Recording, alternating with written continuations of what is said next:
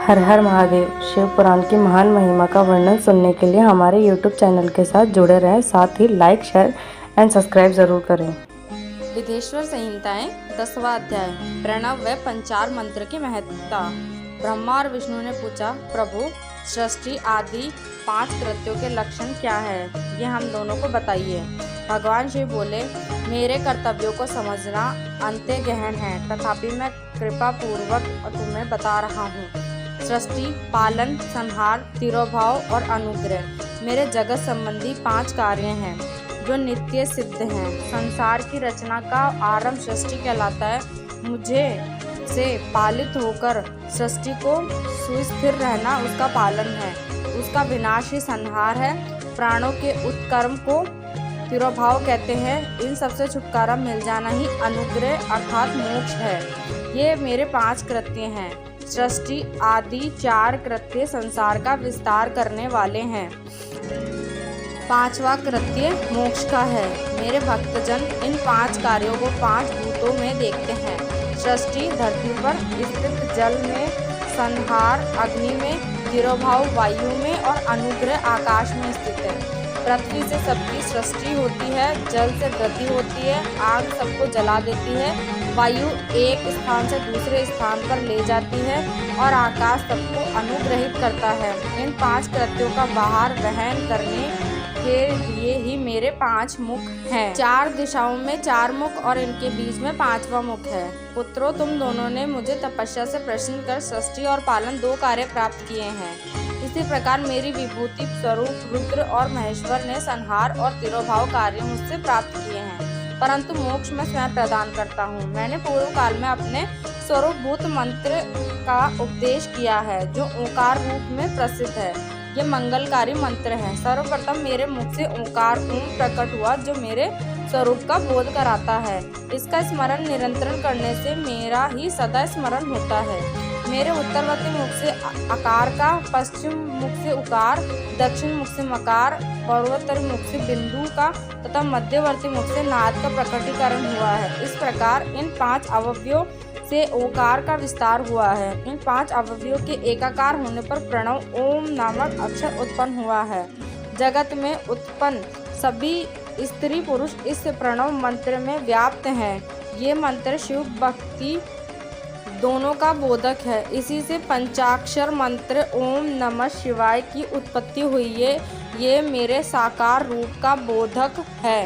इस पंचाक्षर मंत्र से मात्रा का वर्ण प्रकट हुए हैं, जो 5 भेद वाले होते हैं। इससे शिरो मंत्र सहित त्रिपदा गायत्री का प्राकट्य हुआ है। इस गायत्री से संपूर्ण वेद प्रकट हुए हैं और उन वेदों से करोड़ों मंत्र निकले हैं। उन मंत्रों से विभिन्न कार्यों की सिद्धि होती है।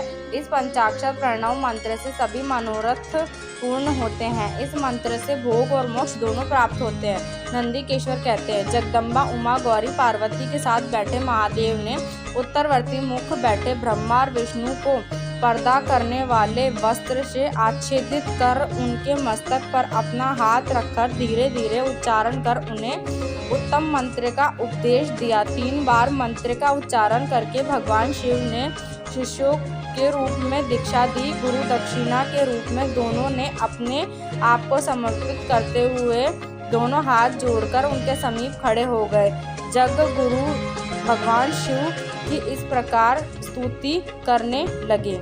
ब्रह्मा विष्णु बोले, प्रभु आपके साकार और निराकार 2 रूप हैं। आप तेज से प्रकाशित हैं, आप सबके स्वामी हैं, आप सर्वात्मा को नमस्कार हैं, आप प्रणव मंत्र के बताने वाले हैं तथा आप ही प्रणव लिंग वाले हैं। सृष्टि, पालन, संहार, तिरोभाव और अनुग्रह आदि आपके ही कार्य हैं। आपके 5 मुख हैं। आप ही परमेश्वर हैं। आप सबकी आत्मा हैं, ब्रह्मा हैं। आपके गुण और शक्तियाँ अनंत हैं। हम आपको नमस्कार करते हैं।